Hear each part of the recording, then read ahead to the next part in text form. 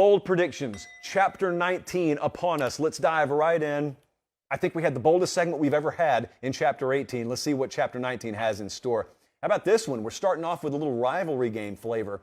The earliest bold prediction you'll get on this fine Thursday late kick-filled morning is Florida and Georgia will both be undefeated when they face off in Jacksonville. As you can see, that was sent at 2:54 a.m. So that checks out. It was very early. Georgia and Florida both undefeated. Now, you know this game takes place in the latter portion of the season in Jacksonville every year. Georgia's going to be favored the entire way until this game and in this game. So let's not focus on Georgia so much. Let's focus on Florida. Clearly, that's the big challenge here. New staff, Billy Napier there, a lot of hope at quarterback, which we haven't always been able to say over the last few years with Florida with Anthony Richardson.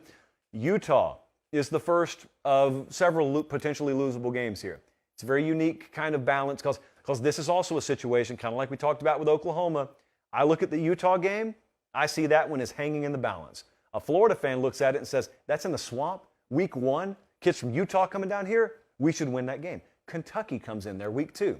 That's a losable game. I look at that as hanging in the balance. A lot of uncertainty, especially with Florida, and then you combine that these first 2 weeks facing 2 of the most veteran staffs and teams that are the most sure of themselves in America. I look at those games and I think could go either way. Florida fan looks at that and rightfully says, we get the first 2 games in the swamp, we should be 2-0. Ditto, South Florida, week 3, we should be 3-0. And then they look at the trip to Neyland. I say, hey, that's the first time Billy Napier takes that operation out on the road. It's when you find out about yourself on the road in major conference play. A Florida fan looks and says, have you seen the recent results, us versus Tennessee? I look at it and say, records are really better at predicting the past than the future sometimes. That's going to be a raucous environment, especially if Tennessee won against Pitt. Or you know what? Even if they lost against Pitt. That's the first real big conference game they have. So anyway, my point there, before we ever get to the Georgia game, is whether it's Utah or Kentucky, at Tennessee, LSU, there are a number of games on that schedule that are losable. A Florida fan could make an argument to win all of them. I could make the argument Florida wins all of them. Law of percentages. What is the percentage chance that Florida wins all of those games that are going to be really tight point spreads? I would say not great. So I would say the overall boldness of thinking that the cocktail party, which it is and always will be known as around here, is going to feature undefeated teams is an 8.5. So I left a little room. It's not a 9. Yeah, I could see it. It's not likely. Now, there is also this world, and I would be remiss if I didn't mention this. You know, Georgia could lose a game. It has happened before. They could lose to Oregon, maybe, probably not. I don't expect it necessarily. They could go to South Carolina in week 3. Hey, Bama dropped a game as a 3-touchdown favorite last year. Why not Georgia? They could, let's be real, they're not losing to Auburn October 8th, but I guess they could. Point being, crazier things have happened. Post-championship, who in the world knows what their locker room dynamic is? I've got a lot more confidence in Georgia being there undefeated than Florida. I think that's common sense. So the 8.5 is what I put on that one. Next up, this is where we got to be careful. Let me take a sip of the cold coffee here. Colin, if I were you, I'd just leave that in there. Okay. Let's pay close attention to what this says. How bold am I for predicting C.J. Stroud will break Joe Burrow's records for touchdowns and yardage this season? And then he lists all of the weapons around C.J. Stroud. All right, here's the paper pop, so you know it's serious time. Please understand the context. I was in an argument for hours defending my honor on message boards earlier today, which is really what the company hired me to do, arguing about what I didn't say about something. So here is, to be clear, what we are saying here. We're not asking, is C.J. Stroud a good quarterback? He is very much that. We're not asking if he's going to be a first-round draft pick. He absolutely will be. We're asking if he's going to quite literally rewrite the college football record books. Is he going to have the greatest season of all time? Is that going to happen?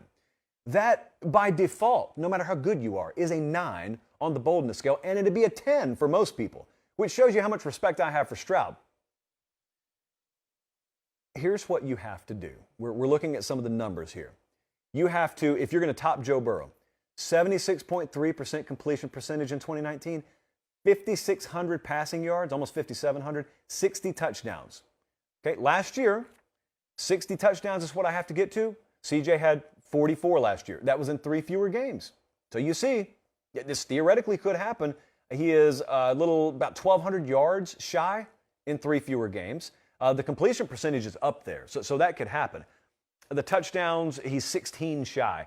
My question is, and usually is with teams like Ohio State, they're going to be so much better than a lot of their competition that, yes, there is a world, if I were Ryan Day, and I made it my mission entering 2022 to break Joe Burrow's records, I may actually be able to do it. If that were my sole focus, I'd just leave C.J. Stroud in there, and I would throw the ball up 85 on teams. And yeah, I could do it. Of course, they're not going to do that because that's not their primary goal. Their primary goal is to win and, when necessary, get him out of games to keep him healthy. Their quarterback depth is not nearly what it was last couple of years. So I don't even know that there's going to be a willingness to try. I think they're going to be up on so many teams this year. So early, you may see him play, 1 or 2 series into the third quarter, and then he's out of there. Well, that's not good for stat accumulation, which is one of many reasons I've always had a problem with the Heisman Trophy being a stat-driven award, primarily stat-driven, when you got kids that, their stats aren't what you want them to be because they got pulled from games because their teams are so good. Anyway, that's a 9. That's going to be a tall task. Not impossible, but a tall task. Next up, this sounds a little like a question we had Sunday, but it's not. There's a subtle difference here. Here's the question, or here's the suggestion, here's the prediction. The college football playoff will have 2 new entries to the Final Four this year. That means 2 teams that have never made the playoff, kind of like last year with Cincinnati and Michigan, will make the playoff this year. So I tell Stats and Info, or as you may know him, producer Jesse, do we still have that graphic we used to show the teams that could be viable contenders this year, but they haven't cracked the playoff bubble for whatever reason? And so he said, yeah, we have that. So the teams we're talking about there that could make the playoff this year, we need 2 of these teams to make it. Texas A&M, USC, Utah, Wisconsin, Texas, Oklahoma State, Baylor, Florida, Iowa, Pitt, Miami, Penn State, or someone else not in that field. But those are the teams. Notre Dame's already made it. Oregon and Washington have already made it. Michigan made it last year. So we need 2 of these teams to make the playoff. I think this is a 7 on the boldness scale. Now, I think most of you would make it a little bolder than that. But, last year, I think taught us that those inevitabilities that everyone told you existed in the college football playoff era, they're not always as inevitable as they seem. What I mean by that is Oklahoma was a preseason number 1 last year. It was just a lock. Remember that? Remember that word being thrown around? It was a lock. They were going to make the playoff. Nope. Didn't even play for the conference title. Ohio State, how's it going to be anyone but them? Think about how much distance will be between Ohio State and the field. Nope. Didn't even play for the Big Ten title. Has there ever been a bigger playoff lock than Clemson? Nope. Didn't even play for the ACC title. And the cricket showed up in December. My point being, this is possible. And there's enough quality in team on this graphic I'm showing you here that, yeah, it could happen. Now, you need 2 of them. So right off the bat, we're suggesting that we can't be having 2 SEC teams make it unless the rest of the country gets locked out. We probably could stand a good chance to do this if there's an upset in the ACC, because if anyone not named Clemson or Florida State's probably not involved in this year, but if anyone not named Clemson makes it out of the ACC, well, there's 1 down. Doesn't matter who it is. Ditto in the Pac-12. If it's not Oregon, it's probably not going to be Washington. So if it's USC, if it's UCLA, if it's Utah, boom. Right, we got our 2. Otherwise, A&M needs to break through. Florida could break through. Texas could break through. So I don't think it's crazy, but I do think it's pretty bold. I'm going to say that's a 7. Next up, this one's bold. To me, this is the boldest prediction that we got tonight. I cannot find a way for this. Keegan said at least 3 Big Ten head coaches will get fired at the end of this year. And I just can't find it. I mean, if we were to go worst case, if we were to go pure devil's advocate chaos here, yeah, Scott Frost could have another disastrous season, and he could get the axe at Nebraska. Yeah, I don't think that's hard to envision. I'm not predicting it. I actually think the other path is the one we're going to go down with Nebraska. But yeah, for the sake of argument, okay, I'll give you Scott Frost. We're looking at all the Big Ten head coaches. If you're watching on YouTube right now, who are we looking at? It's not Jeff Brom. They won 9 games at Purdue last year, and they could vie for the Big Ten West title this year. It's not Brett Bielema. He just got to Illinois 5 minutes ago. Pat Fitzgerald's not getting fired at Northwestern. PJ Fleck, I think there could be a situation where there are 3 or more names that aren't on this graphic this time next year. But it could be because a guy like Kurt Ferentz just retires at Iowa. It could be that PJ Fleck gets a new job somewhere. Mel Tucker, Harbaugh, Ryan Day, those guys aren't getting fired. I don't think Mike Locksley runs the risk of getting fired this year at Maryland. Greg Schiano, no. Tom Allen, I don't think so. So if you talk about retirement or moving on to a better job, yeah, maybe. But fired? No. This is a 9.5. There are not going to be 3 head coaches. Well, I'll put it this way. There will not be 3 Big Ten head coaches or more getting fired for performance-based reasons. Now, if there's scandal or something breaks out, that's out of my hands. I don't control that. And I don't control on-field either. But I'm just telling you, I don't really see a path where 3 or more are fired. Last one here. You know, out of all the out-of-conference games in the first month of the college football season, one we haven't talked about a lot is mentioned here. Texas Tigers said the University of Washington will upset Michigan State. They're going to go 9-3, watching from Pittsburgh, Texas. I put an 8 on this. So we're predicting 2 things to happen here. Now, let's get to the second one first. Michigan State going to Washington. That game opened at Michigan State -6. That number has dropped to 4. So that's not crazy. Washington, if they won that game in Seattle, that would be considered a mild upset, point spread-wise. Oh, yeah, if we were just predicting that, that's one thing.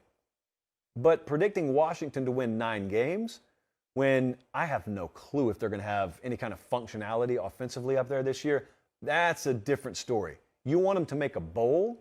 You want them to win 7 games. I think the preseason win total 7.5 there. All right, you can defense your way to that. But you are not defensing your way to a 9-win season, especially with the nature and kind of the even balance throughout the Pac-12. I won't even say beneath Tier 1. Everybody feels like they can beat everyone out there. When you struggle to score, everything's a toss-up. Outside of maybe Kent State and Portland State, the rest of the way on this schedule, if you cannot be much better than they were offensively last year, every one of those games could be a struggle. That's why they're plus 1,800 to be the Pac-12 champ. That's why the preseason over-under win total is 7.5.